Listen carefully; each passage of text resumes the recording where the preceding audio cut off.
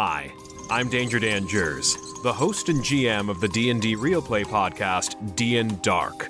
Join us on Wednesdays for an absurd, over-the-top comedy horror adventure, starring some of history's most infamous monsters. I'm Ben Magnet. I play Mary Frankenstein, our barbarian. I am Daniel Cruz. I am playing Imhotep the Mummy, our cleric. I'm Jordan, and I play Larry Talbot, a lycanthropic warlock. I am Grayson, playing Jack Griffin, the Invisible Man, the party's rogue. I am Aaron. I play the Phantom of the Opera, our bard. For more information, go to dndarkpodcast.com and listen to us anywhere you find podcasts.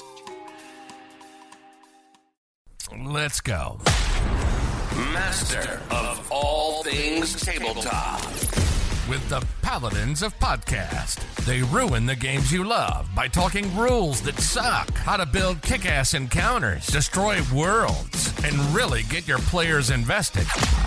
So go ahead and throw that fistful of dice at someone. Because we're going on a side quest. So, some of the things that we kind of talked about a little bit. It looks like they may be pushing for a huge abandonment of D&D based on what they're going to do with this license changes. But one of the big things is that the new update is irrevoking OGL 1. What do you mean by you can no longer getting rid of D&D? Do you just mean like getting rid of D&D that's not one D&D? No, it's going to likely push other people out of the market, so it's only held by Wizards of the Coast. Therefore, really limiting the ability to have third-party content and third-party publishers, even through virtual tabletops and whatnot. Therefore, they're going to eliminate or ostracize their fan base, and they're all going to go somewhere else. I think it depends on their. These leaks are going to be rough for them, but I think honestly, if they nail their one D&D like when it comes out, and like if they treat it like an actual like alpha, where like I think if they do it right, they won't lose their fan base, because I think they'll kind of like shepherd their fan base into one D&D. So, I mean, I think if they do it right, I don't think they will, but I think if it goes wrong, maybe. But if they do I think it right, they're too big to fail. I've been thinking very similar things, but taking a look at kind of what they want to do with some of their changes. I mean, at least if the leak is real, that's still the biggest caveat. But I mean, they want to be able to use publishers' content. If they utilize it, they'll be able to have the ability to repackage it and profit off of it and give you none of the royalties for it. And they can just shut you down and change what they want to do with their license at any given time with 30 days notice. One of the concerns, what was that? I wouldn't be surprised if something like this was like not so much of a leak and more of intentional. Seems like a good way to get a fan reaction. But that is something that somebody responded to on this Reddit post as well. I mean, it seems like something like this will get the fans in a royal tizzy, and they'll walk back as decent people and say, no, you're right. Fans push back too hard. We can't do that, to make them look like good people. Yeah, because unless you see some like actual real proof on like a leak, you can't point it back to them. Right. I mean, I think it'll lead to meaningful change. So cool. I'm excited if the market goes to other places. Same. I'm really excited. I'm thinking about other systems. Anyhow, welcome back to Sidequests, guys. Paladins of Podcast. Kind of just caught us mid-conversation about this OGL thing. I know it's kind of a weird spot because Epic Table Games wants to be in the realm of tabletop games, but we don't really want to push a whole lot of OGL style content. We'd like to really do our own, which Eli, I think that's kind of where you're sitting too. The idea of just stepping away from a primary system and building a larger fan base for other systems. Um, yeah, I've advocate playing for other games. What are we advocating for a specific type of? Are we? I don't. I mean, I think the No. open gaming license is great, but I love the open gaming license. I'm just saying, like, I think everybody reaches a point where they get tired of either the fantasy games that most of Dungeons and Dragons is built around after a point in time, or they get tired of the system itself. People tend to branch out at some point. yeah, as someone who has not played a lot of the OGL or like D&D recently, it's a little difficult to find stuff. I try to watch Kickstarter for big stuff and observe, but so much of it is intended to be like 5e compatible or open gaming license. It's a little tough. Yeah. I've been finding, like, so I'm building Animar, and what I've been trying to do is get like NPCs down, right? I tend to overdevelop my NPCs, and I've been trying to give them character sheets quite a bit. But I got a OGL compatible neutral system book about NPCs.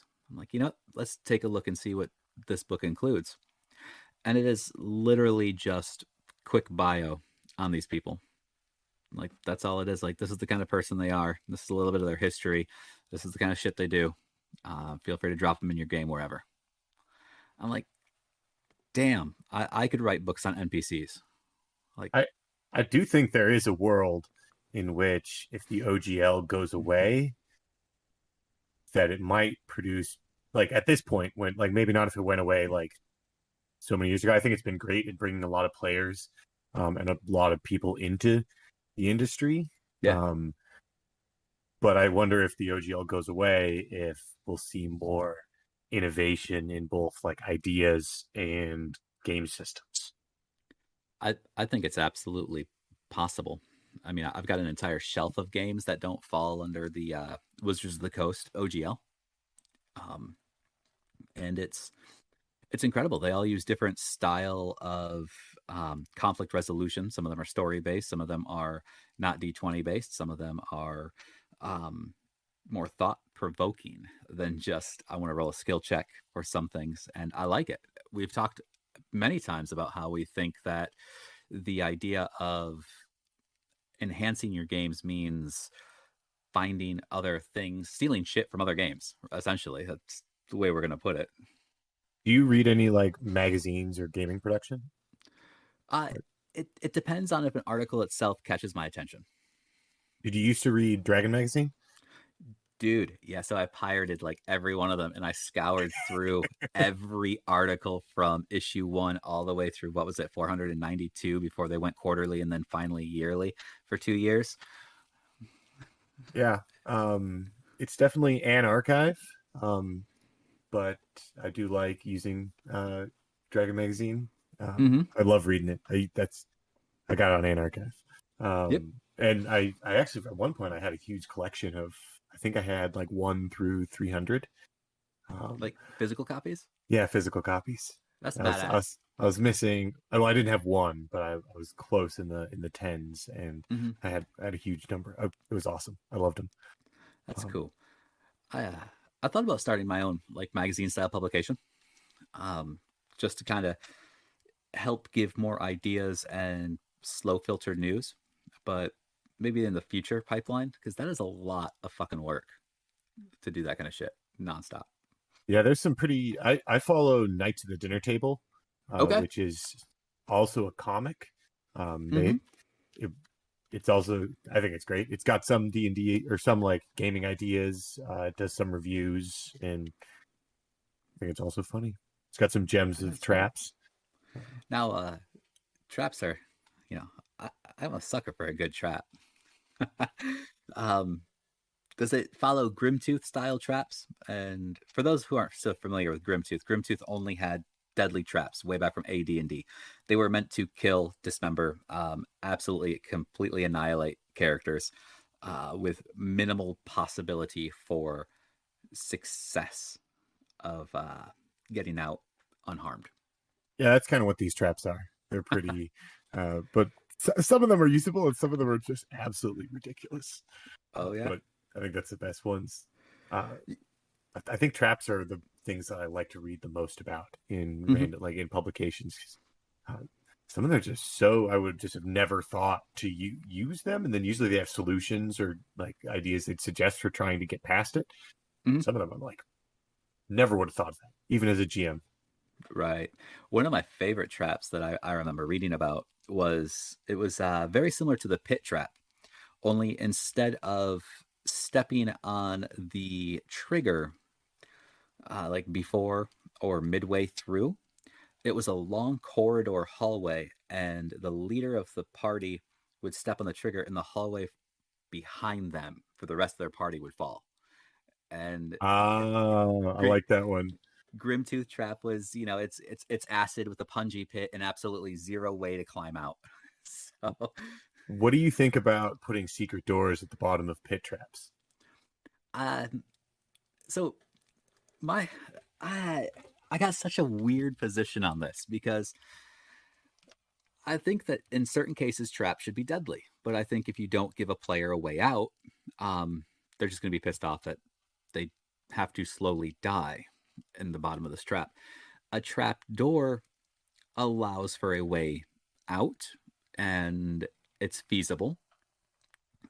And because I still love Grimtooth, his solution was to put another trap on the other side of the door, very similar to whatever got them into where they are now. So, well, I'm more not necessarily in the situation where like you've got acid at the bottom of a pit, right? But I can't remember. I think it was in one of the original Tomb adventures where like you're going down a hallway, there's a pit trap, then there's another pit trap, and then the hallway just ends like 10 feet later. And the only way to go forward is like the bottom of the second pit trap. Oh, so and there's a secret door. Like that is the way. Yeah, that is the way to get to the next area. I have done something similar, and my party wasn't pleased with it, so it's not something I do often. I thought it was hilarious, by the way. Like it's freaking funny, but what I find funny is not always what the party finds funny. So I keep them more in mind than my own jollies. I always want to use something like that, but it feels like it would be so much. It's better done in like an adventure or a campaign ran to go through that adventure, as opposed to trying to blend that campaign or that adventure into a campaign, that style. Absolutely. That's like, have you seen some of those? I guess they're just considered like D&D shenanigans, where it's kind of the thing where a player will bet one of the party members that they can do something outrageous, like go stand on top of a barkeep's bar and just piss over everybody. And the barkeep will have no problem with it because they secretly roll a persuasion check by any means for the bartender to be okay with it because he's getting paid. And it's just a double deal. Is all it really is. Have you seen any of those? No? What do you... I've never. So I gave the quick gist, but the idea of the double deal is you bet somebody X amount of dollars or gold pieces or whatever that you're going to be able to do something you shouldn't be able to get away with doing. And then in order to get permission to do this, you essentially bribe the NPC to letting you do so. Is this something that people do in real life? Yeah. So they're horrible shenanigans and they're ridiculous. Okay. I've had some of my players try to play them, and it throws you for a loop for the first time around. You're like, what the hell? Oh my God. So we're playing this kind of game. Yeah, I've never had someone try to do that. No? No. I used to be a big shenanigans player myself. For example, I loved having whatever tower was automatically expanding tower or whatever. Instant Fortress, I think it is. Yep. Starts off as a small cube. You can throw it, and when it hits the ground, it's boom, a huge ass defensive tower, door facing you. My DM hated it, so he stopped letting me buy the magic item because it was freaking sweet. One day, we were fighting a huge kaiju. I'm like, all right, I'm gonna do this. So I ran in, willingly got swallowed whole, and threw the goddamn Instant Fortress. while I was inside. Like, this is gonna work. No, my DM was not happy with that. Actually, he did not think it was funny. He thought it was a pain in the ass, and he didn't find it realistic because stomachs are just non-cavernous muscle sponges that constantly berate you with stomach bile and acid and slowly squeeze you to death. Like, now that's not how stomachs work. I've seen Pinocchio.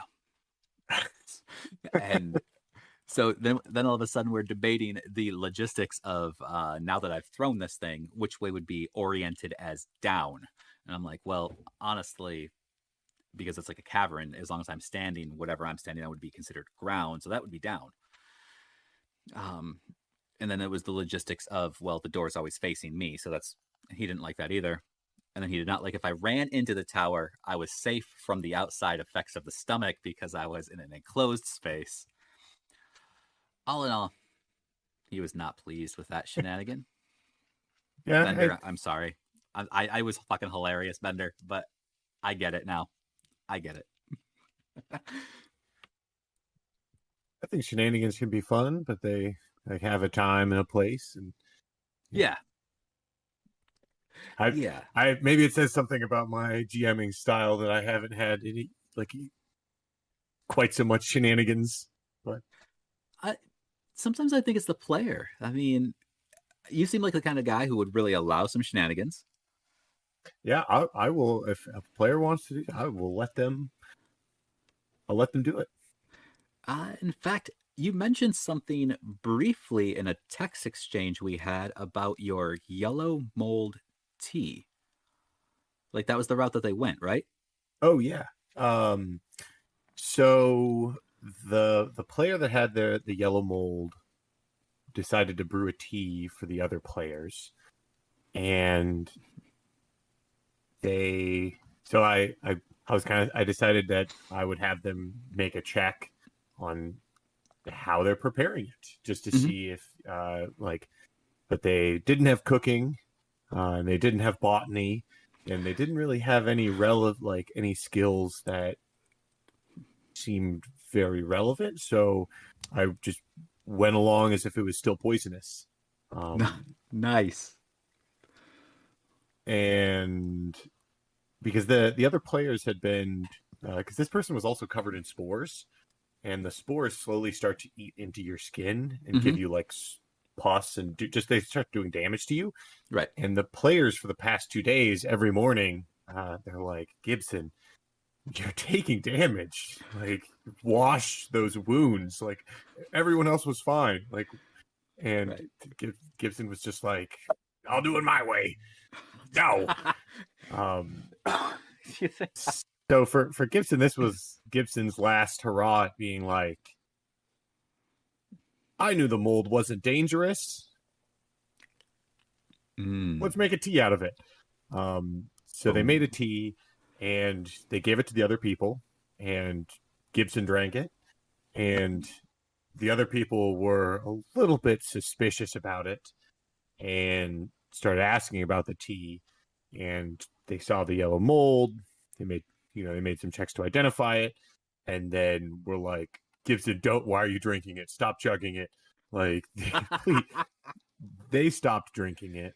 One of the players drank it before the warning, and then Gibson drank it, and I had them roll poison saves. They both made it. So it ended up kind of just being a non-factor. I got a question now. What I am going to do though is, because I rolled the saves in secret on my side. Okay. For their poison checks, because they didn't know if it was poisonous. I just asked them to roll it. Is I'm going to message those two players over the next, because we do it on Discord. So I'll message them throughout the sessions, just like I'll maybe let them know that they've got like minor stomach irritations or just something. Because usually if I send them a message like that, then it might make them a little bit more suspicious. But usually it'll end up, they'll try bringing it up, or they'll start kind of role playing those little whispers. And so it can kind of develop into its own thing. Because if the players are willing to keep having these discussions and bring up yellow mold, and this seems like an interaction that I should try to pursue or at least encourage more. So I dig that, and it makes me all the more curious about my question. But I think, does you said his name was Gibson? Yeah, Gibson. You had mentioned Gibson was like semi-sarcastic, like, I've known this is not poisonous, but he's made the check. He doesn't know if he's passed or failed yet. No, yeah. So they made a poison save, and this Gibson also, the only reason why they think it's not dangerous is because they were leading the party, and Gibson saw the mold and was like, mold. And then the party was like, don't do that, Gibson. Don't go into it. It's dangerous. Gibson was like, wasn't going to go into, well, now I want to. I love that once he's aware that he is sans ill effects, he's like, yeah, no, it's never been, I'm good. I imagine it's only going to encourage him to drink more. Yeah, we'll see. Yeah. It's their character's life. It's hilarious. How long has this character been around? Quite a while, right? So this is, they have there's a main character, and this is one of their proteges. Okay. And so a while ago, we had went on a big adventure in which their main characters had brought some of their proteges along with them. Because it fit the theme of it, and so the party is just now kind of returning to one of the spots where they can stop and train and do some level up. So they've just had their proteges with them, and this some of the proteges have like weird quirks and flaws that make them not great characters. And so sometimes when like the party really likes to role play them out, and so if they do like the characters but they've got these really bad flaws, then they'll make sure to role play them, and then like the party will call them out on the flaws, or they'll like try to consciously change their behavior, and then they'll buy off their flaws. So you could have a flaw like where your character starts out racist, and you could basically work off that flaw. I like that. You can't do it for something like a missing limb, but for a lot of the flaws you can. And Hackmaster, right? That's correct. So as my limited foray into Hackmaster, still a magical setting, right? Yeah, a low magic setting. So I probably couldn't even get a witch to give me back my arm or something, could I? I would totally let something like that happen. I more just mean like you can't role play having a leg and then suddenly have a leg. Right. Okay. Fair enough. I dig that. You got anything else going on in your campaigns that are kind of interesting? You're in 3 of them total right now, right? Yeah. I run my Hackmaster game, and then I play in a Traveler game. That's it. Okay. Although I had a sci-fi game that I was running, but one of the players went to get their stupid PhDs, and so the poor group, educated people. I know. But they went off to go get their PhD, and so we couldn't play anymore. So like half that group got absorbed into another half group to form this Traveler group. Okay. I've been heavily thinking about playing one of the Conan 2D20 game though. Since we talked about it going away from Odysseus. Yep. Oh, wait, I'm playing in a Hackmaster game. I forgot about that. Every other Monday, I play in a Hackmaster game with some other GMs. It's great. I remember you mentioning when that game was going to start kicking up. You weren't sure if it was going to successfully launch or not. But that's rolling now. We have launched. We're several sessions in. Good deal. I even played a session from Chicago as well, and it was awful. The internet. The session was great, but the internet connection was rough. You know what? It happens. Hotel sucked, man, dude. It hit us with our everyday heroes. I mean, it is what it is. Speaking of, yeah, go ahead. but the game's been going well. Good. I think we meet every other week. I think we're having our third session this next Monday. Nice.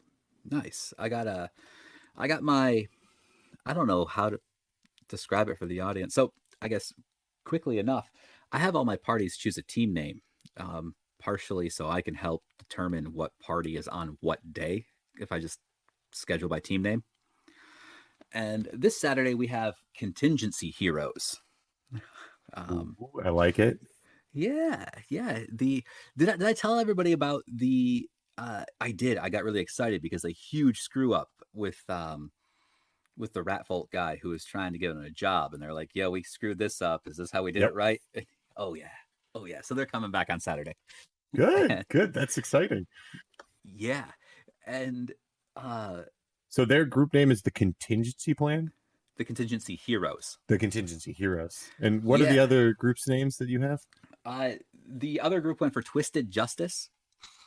And the Nuked Friday game, they were going to be the Exalted Exiles. So my group that met for 2 years does have a name, and they're the Hackaholics. The Hackaholics. I dig it. But my Traveler group does not have a name, and I don't think the we're the Hack Pack. Okay. Because that's the organization that we're all GMs in the Hack Pack. So there you go. Just the Hack Pack. I dig it.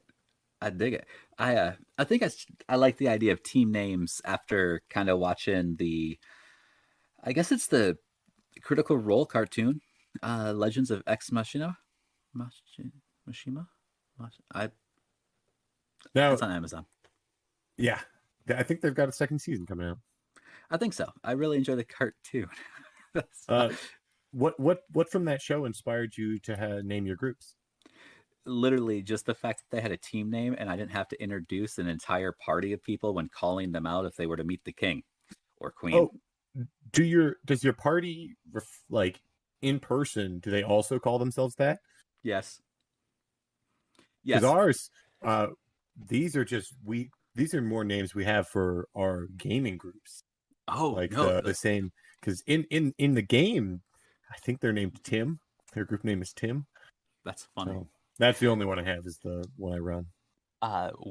When I played with a few of my buddies, we played Mutants and Masterminds. Our organization name was Taint. I don't remember what it stood for, but it was tactical something, information something, and something.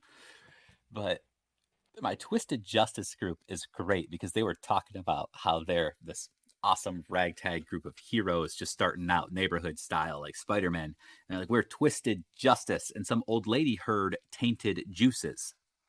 And now this conspiracy that they accidentally and inadvertently started was that there are tainted juices coming from the local fruit production suppliers, and they need to investigate. There's no tainted juices. It's just an old lady who heard shit wrong. And an entire MacGuffin based on their dumb name. I dig it. My party once needed to disguise themselves, and so they all changed outfits and they called themselves Tom. Nice. And is Tom stuck? Well, no, they go back to Tim. They even have a party member named Tom. Yeah, they disguised themselves as Tom. Love it. And they went back to Tim. Love it. I remember one time I did a Gestalt game, and the premise was anybody could choose whatever primary class that they wanted to be, but their Gestalt had to be Bard, and they were a traveling band. That was the worst application of the best theory I can ever recall running. Do you name any of your adventure arcs or encounters? I actually end up naming something like, I guess I'll call it a session, for the lack of better words. I named the session just so I kind of have an idea about what's going on. Like Twisted Justice's first game was called Mid Mission because they started mid mission. And then so I guess I look at it like chapters. Yeah, they kind of get small chapter names. I always try to name like my adventures in my room something awfully punny. Yeah. I was thinking about I was working on an adventure called Nowhere Better to Be about fighting gnolls. Nice. They're not helpful at all to like find them again, but they're funny when I look at them. I've got a huge bleeding heart for Dragon Ball Z, and their episode titles were always ridiculously long and obnoxious. So for a while I had very similar vein things, and it is not useful in the absolute slightest. Now, what do you think about those shows that have episode titles at the very beginning of them? They usually kind of set the tone for what the adventure is. Have you ever thought about, like, for an episodic game or like going in with the title at the very start of your session? Like, session 1, like in like Star Wars, how you can have different acts and I haven't considered something like that. However, I recall playing in a game where that would have been just the bee's knees, really. We played in a plane hopping, multi-dimensional game, and it was episodic, very Saturday morning cartoonish. The reason it fell apart was because we didn't really have like an overall story arc. So it was every episode, same characters, different shit. It took us all over the place, and all of a sudden, like, parts of it were fun, parts of it were boring, and as we rotated through DMs, we're like, we're losing mojo here. So that, I think that would have really worked out, though, having a episode session title essentially for that day. I've never thought about doing it, but now I've backed a Kickstarter for the Cowboy Bebop game, and I watched the show for the first time. And the show did that as well with like an episode name at the very beginning. Mm-hmm. And now that I'm thinking about it, I might try to ingrain that in like when I'm actually running that game, or I might try it for a Star Wars game before that game comes out. But I think I struggle with making like with going in with a title. I feel like I have to have a title that references what goes over the adventure. And I think I struggle sometimes with creating a session that will like be self-contained, if that makes sense. Yeah, it makes absolute sense, because realistically, if we're going to name a session for that game, even if it's episodic, and like you said, it has to be self-contained. Like if you want to name the next one, you can't have a whole lot of crossover between the two. I think the easiest way around would like pick one small trivial thing and kind of name it based off the one small trivial thing. You know, like the snowman's nose was a carrot under the top hat of Doom. And the important thing is the carrot. Be like, hey, you came across a carrot. You know, I don't know. I don't name TV shows. So I will try to write an adventure about a carrot now. Love it. If you happen to have a successful one, I'll try to pick another side, and maybe by Thanksgiving we'll have an entire Thanksgiving feast of episodes. I think that would be one way to have a themed adventure. It's all about the food groups. That would be great. Have you you remember the old KFC and Wendy's tabletop games? I think they were 2016. Yeah, it's not that long ago. Yeah. I was always really interested because they sounded absurdly over the top and ridiculous, but I never had anybody who was serious enough to try playing them. Serious enough about a whimsical game. Right. Like everybody would laugh at it, but nobody'd like, yeah, let's do this. I feel like I missed out. Yeah, I never ran any of those either. I just thought they were a little bit stupid, but I also don't eat fast food, so yeah, I mean, stupid, but I mean, fun nonetheless, right? Yeah. I just never played them. Same. Are there other games that you wish you would have been able to play but haven't had an opportunity to do so yet? I got a whole bookshelf of them. Dude, my bookshelf is growing. I got, you got any off the top of your head that you can just like, boom, this one or these two? There's like a Star Trek adventure game. I want to play the Dune game. The new one? Yeah, the new Dune game. Modifius. I think the big struggle I have is I really want to play in a like. Sometimes I'm not extremely knowledgeable about a setting in which a very setting specific game is set in, and I don't think I could run it with like and give it enough justice. And True, that's since right. As a forever GM, it's difficult to find GMs out there that are running some of these more niche or random games and can accept more players. Yes, very, very true. For me, I'd love to play in a game of Scion. I'm not sure if you're familiar with that one. Yeah, what is that? So in Scion, it's a series of, if I remember correctly, 4 books, and each book you start off as. In book 1, you are just the descendant of a god, Greek god, Egyptian god, etc. And as you gain power and move through the books, you begin to slowly take their place, and then by the end, you are supposed to kill and replace. Is it like an adventure path? It's a standalone game. That's just the way each adventure should go, or is it just? That is how the design of the game is as you read through the rule books as you gain more power. So it's like, if I remember correctly, it's like levels 1 through 10 in this book, levels 10 through 20 in this book. Oh,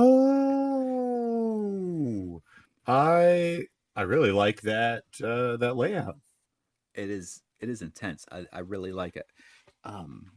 But again, it's a niche game. It's one that not a whole lot of people have heard about. And the idea just sort of sits there, chills. And I pout when I see it. I'm sure there's probably someone playing at a Gen Con.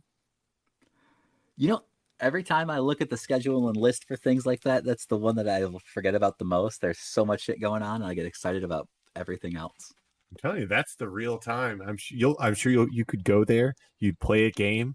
3 of them would have different Scion adventure groups that they would all give you like links and messages to.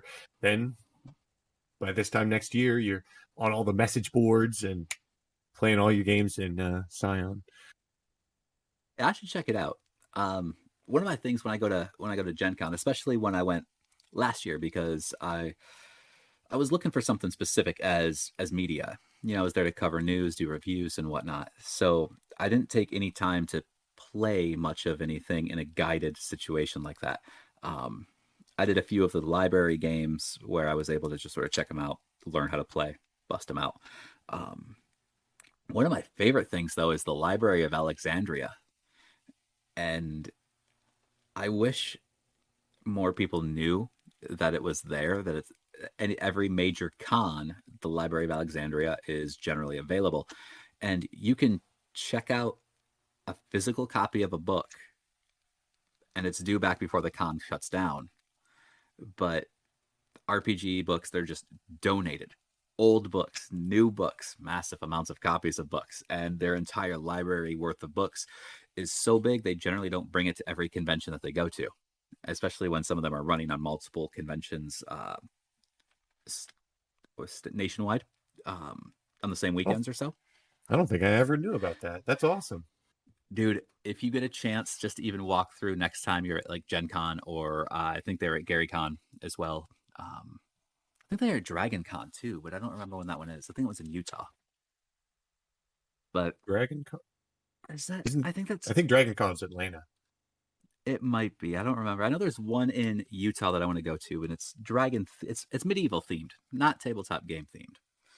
So I don't remember. On honestly, I think that's insane that Gen Con's that big. I mean, yes. But, oh yeah, we getting there. Yeah, we've got a few minutes left already, and we're 4 days into Dungeon 23. How are you doing? I am up to the 3 days. I'll be honest. One day I did. I had a lot of BattleTech games playing that day, and I worked late, and I did 2 the next day. So I don't have an amazing track record of being every day, but I have 3 posts. 3 days. Yeah. Well, not today yet. That's all right. I got mine scribbled on a sheet of paper right now. I'm kind of going like room to room, and what I've determined is that the massive size I can handle. And I think I'm going to take today to figure out a trap, like an entire trap building. You roll through the Tomb of Annihilation at all? Yeah. Do you remember the Sphere of Annihilation trap? Yeah, the one that was inside the mouth. Yeah. It was like one of the demon mouths in the first hallway. Yep, where you're like, oh yeah, let's jump in. I'm thinking something similar that will just sort of phase up and down this huge shaft inside my prison. What era is this prison? Like, is this for a fantasy game? Is this for a modern game? Is this for a sci-fi game? It's for a fantasy game. So built in Animar, the idea is it's all the way up from industrialized steampunk all the way back to feudal Japan, medieval, Renaissance period, Victorian steampunk, depending on where you are geographically located. So the prison is called Silver Chain Prison, and in my mind, it's very Prisoner of Azkaban-esque. So very Azkaban-esque prison. What if there was a gelatinous cube that they used to clean the halls? I like that. That's funny. That's cool. Because that would make a good trap if the janitor is just this roving death machine. If there's nothing in it, it's practically invisible, right? Yeah. Did I tell you about my my Jello cube, gelatinous cube trap? No, you have not. So, I had a trap where, in a series of three rooms spread throughout the dungeon, there were multiple gelatinous cube lookalikes, essentially, and one of them was just a Jello cube, and they were like, "Ah, shit, it's a gelatinous cube." But there's this really awesome looking item inside of it. So I'm going to go ahead and just say, fuck it. I'm going to try to grab it. And they reach in, nothing happens. And I'm like, it smells like a hint of lemon lime. I'm like, what? I'm like, yep. One of them's like, I'm just going to lick it. I'm like, it tastes like Jello. And it's Jello. I'm like, okay, so not a gelatinous cube. No. Next time they come up to one, I'm like, very similar setup. Only this time, there is a gelatinous cube inside the cube of Jello, just contained. I'm like, okay, no issue. Owies, lick it, tastes like Jello. Let's try to eat it. It did not work out very well, but they survived that gelatinous cube. So there was a gelatinous cube inside the jelly? Yeah, inside the Jello cube. A little core filling? Yep. How many licks to get to the gelatinous cube? Oh, it took them not a lot. And then the last one, like I was like, all right, so we're transitioning no gelatinous cube to full gelatinous cube. And this time it was trapped in a glass bubble. And there was a lot of treasure that sits at the bottom because it weighs something and the gelatinous cube can't go anywhere. You're like, all right, screw it. It looks like water. So they break the bubble and down pours this huge gelatinous cube on top of all of them, in which they are instantly screwed. And I think 3 or 4 of them out of 5 made it out alive. They were rich, but not happy. I was like, guys, I gave you hints. Like, the gelatinous cubes became more realized every time. I had a party. I mean, sometimes the party just doesn't take a hint. Right. I had a trap where you're in a room and there's 2 levers next to each other. And if you point the levers both up, the ceiling opens. If you point them both to the left opens. If you point to the right opens. And so one party member went, I wonder what happens when we put them both down. And it opened. That's how they all fell through the floor. Was there a secret tunnel at the bottom? Yeah, there's a secret tunnel in each direction. And after opening the first 3 directions, they went down. So, Nice. Sometimes you just got to do it, I guess. Sometimes. One of my favorites that I've done is I love putting a trigger trap in like the first room of an area that casts a do you call it geese or do you call it chaos? The questing spell. I just normally try not to think about it. I think I call it a Gaius. Okay. Which, so yeah. As tomato, we're going to do this one here. The questing spell will generally get cast upon them, and it'll be one of those kind of where if they fail, they feel the intense need to go back to a previous room and pick up something stupid that they have to carry with them throughout the entire duration of wherever they are. And I usually make it really ridiculous. Like you have to carry an obnoxiously ornate plate with you, and you can't let it break. Like you need that plate to get to the end. And if they don't do it, they suffer penalties. And you have to really think, like some people are like, no, I'm not going to, I would refuse to do that. I'm never going to go back for that. I'm like, all right, you're going to suffer penalties because you refuse to go get a plate, which is just trivial at this point. While other people are like, yeah, let's go get the plate. I can't deal with these penalties. Now they're role playing with a plate the entire game or two. It's probably one of my favorite. Just wait, do you things. mean the person physically in your room had to go grab a plate from the last room they were in? Oh, okay. Oh, you meant no.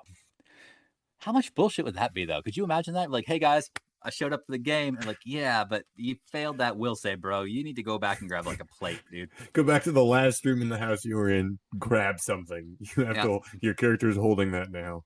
Yep. Oh. Damn.